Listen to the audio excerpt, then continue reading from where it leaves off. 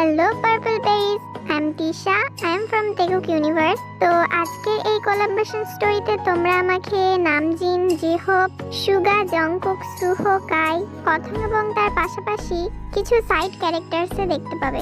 High armies, my name is Tisha, I am from baby army dubbing world. আজকের এই স্টোরিটাতে তোমরা আমাকে তে, জিমি এবং সুমির ক্যারেক্টারে দেখতে পাবে। আমার কেমন যেন মনে হচ্ছে জিমিন আমাকে মিথ্যে বলল। ও অন্য কোথাও গেছে মনে হচ্ছে। তে নাকি আমি বেশি বেশি ভাবছি? তে জংকুকের ডাকে তের ধ্যান ভাঙে। জি স্যার। তোমার বাড়ি চলে এসেছি। ওহ সরি, খেয়াল করিনি। আচ্ছা থ্যাংক ইউ স্যার, বাই। তে চলে গেল। জংকুক তের যাওয়ার দিকে তাকিয়ে আছে। তে খুব গভীর চিন্তায় মগ্ন। যদি একবার পেছনে তাকাতো তাহলে দেখতো একজন তার পেছনে তাকানোর অপেক্ষায় আছে।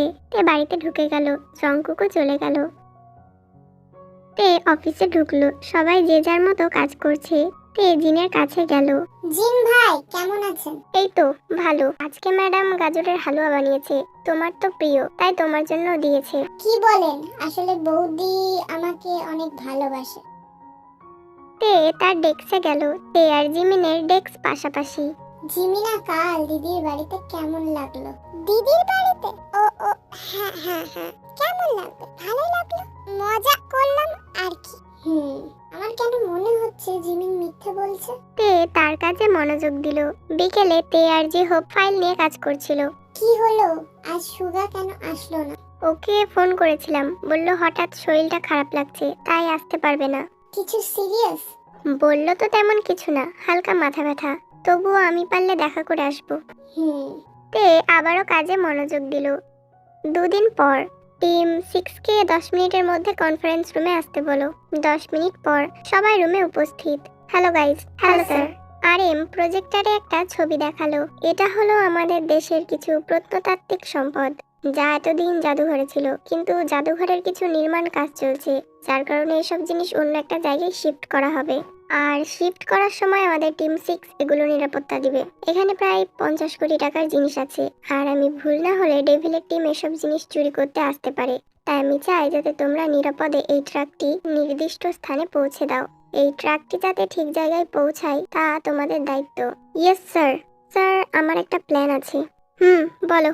স্যার আমরা একই রকম দুটো ট্রাক নেব, একটিতে আসল জিনিস থাকবে আর আরেকটি ফাঁকা। আমি যদি ঠিক হয় ডেভিলের লোক আমাদের ট্রাকের উপর নজর রাখতে পারে, তাই জিন, জিহোপ আর জিমিন ফাঁকা ট্রাকটা নিয়ে সামনে দিয়ে বেরিয়ে যাবে, আর আমি তে আর সুগা আসল ট্রাকটা নিয়ে পেছনে যাব।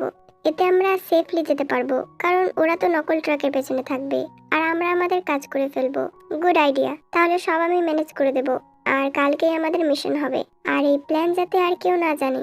Yes sir. Meeting is over. RM চলে গেল, বাকিরাও যার যার কাজে চলে গেল। সবাই রেডি হচ্ছে, সব ঠিকঠাক করছে। তে গুলি চেক করে পকেটে রাখলো। ওটা তো জিহোপ, ও কোনায় দাঁড়িয়ে কি করছে? মনে হচ্ছে কারোর সঙ্গে কথা বলছে। তে জিহোপের কাছে গেল। আমি বুঝতে পেরেছি, এখন রাখছি। জিহোপ ফোন রেখে পেছনে তাকাতেই ভয় পেয়ে গেল। তো তে তুমি? আমি। কার সাথে কথা বলছিলে? আমি আসলে আসলে এক বন্ধুর সাথে কথা বলছিলাম। তা ঠিক আছে, কিন্তু কোনায় এসে কেন কথা বলছো? আরে ওইদিকে নেটওয়ার্ক ছিল না, তাই এদিকে এসেছি। আর তুমি কি শুরু করলা? তদন্ত শেষ করে চলো, দেরি হয়ে যাচ্ছে। জিহোপ চলে গেল। কিন্তু এদিকে নেটওয়ার্ক তো ঠিক আছে, কি হচ্ছে এসব? তে আর ভাবলো না, ট্রাকে বসে পড়লো। দুই ট্রাকে সবাই বসে গেল। প্রথমে জিমিনদের ট্রাক চলে গেল, আর পিছনে জংকুকদের ট্রাক। তে ট্যাবে কাজ করছে। প্রায় 1 ঘন্টা ট্রাক চালানোর পর জংকুক ট্রাক থামালো। হঠাৎ গাড়ি থামানোর কারণে সুগা জিজ্ঞেস করলো, স্যার কি হয়েছে? জংকুক সামনে তাকাতে বলল। সবাই সামনে তাকাতেই দেখলো একজন পুরুষ আর মহিলা রাস্তায় রক্তাক্ত অবস্থায় পড়ে আছে। স্যার জলদি নামো, ওদের হেল্প করতে হবে। ওরা তিনজনেই নেমে গেল। জংকুক পুরুষের কাছে আর তে মহিলাটার কাছে গিয়ে তাদের দেখতে লাগলো। সুগা গাড়ির পাশে দাঁড়িয়েছিল। জংকুক আর তে ওই দুজনকে দেখছিল। হঠাৎ দুজনেই একসাথে তে আর জংকুকের মুখে কি একটা স্প্রে করে দেয়। তে আর জংকুক বাঁচবার চেষ্টা করলেও পারেনি। বেহোশ হয়ে রাস্তায় লুটিয়ে পড়ে তারা দুজন। ওইদিকে সুগা এসব দেখে আসতে নিলেই পেছন থেকে কে যেন তার মুখেও স্প্রে করে দেয়, আর সুগাও বেহোশ হয়ে যায়।